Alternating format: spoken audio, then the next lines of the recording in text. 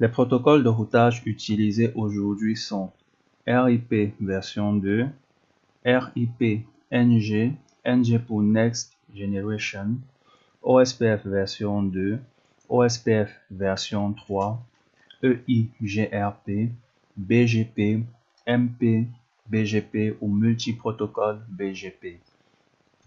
Alors, la question qui se pose est de savoir le ou les protocoles de routage à utiliser pour son réseau d'entreprise. La réponse à cette question découle de la prise en compte d'un certain nombre de paramètres, à savoir l'évolutivité, l'interopérabilité entre vendeurs, la familiarité de l'équipe IT avec le protocole, la vitesse de convergence, la capacité à faire le résumé de route, le routage interne et externe, le type de protocole de routage. Voyons de plus près en quoi consiste chacune de ces caractéristiques. Alors, l'évolutivité amène à se poser des questions comme la taille du réseau et la taille future du réseau. Par exemple, l'utilisation de routes statiques pour un réseau d'aujourd'hui comprenant 2 routes ne sera plus appropriée lorsque ce même réseau passera à 12 routeurs ou plus. Bien que les protocoles de routage dynamique suscités sont capables de répondre aux besoins en termes de routage, d'une PME, il faut prendre en compte certaines limites.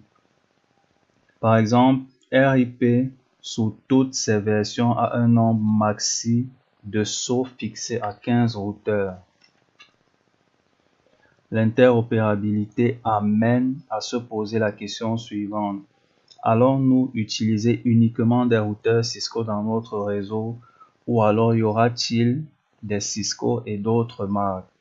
Il y a quelques années encore, EIGRP était un protocole de routage propriétaire de Cisco, c'est-à-dire qu'il ne pouvait être configuré et utilisé que sur des routeurs Cisco. Depuis 2013, Cisco a confié ce protocole à l'Internet Engineering Task Force ou IETF afin qu'il soit consigné dans les standards RFC, ce qui veut tout simplement dire que IGRP peut fonctionner sur des équipements de vendeurs autres que Cisco. La familiarité de l'équipe IT avec le protocole. L'équipe IT au sein de l'entreprise se sent souvent à l'aise avec un protocole de routage ou un autre. Choisir le protocole de routage avec lequel l'équipe IT se sent à l'aise aide à réduire les temps d'arrêt du fait des dépannages rapides en cas d'échec. La vitesse de convergence.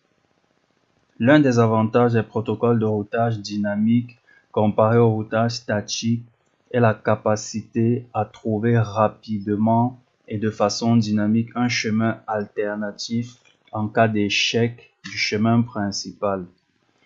Lorsque ce basculement se produit et que le réseau atteint de nouveau un état stable, c'est-à-dire que le protocole de routage connaît les conditions réseau actuelles et transmet le trafic en fonction de ces conditions.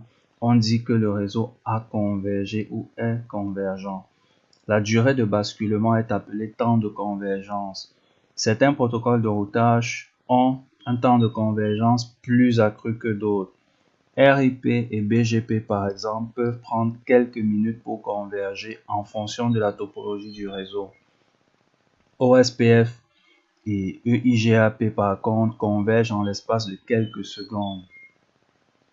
La capacité à faire le résumé de route.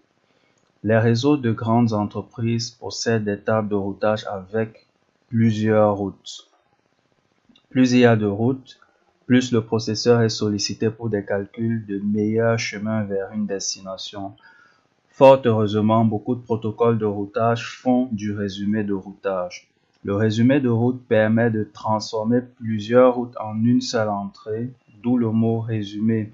Non seulement le résumé de routage permet de réduire le nombre d'entrées dans la table de routage, mais il permet également de réduire le nombre d'annonces réseau effectuées. Routage interne et externe. type de protocole de routage à voir dans les sections suivantes.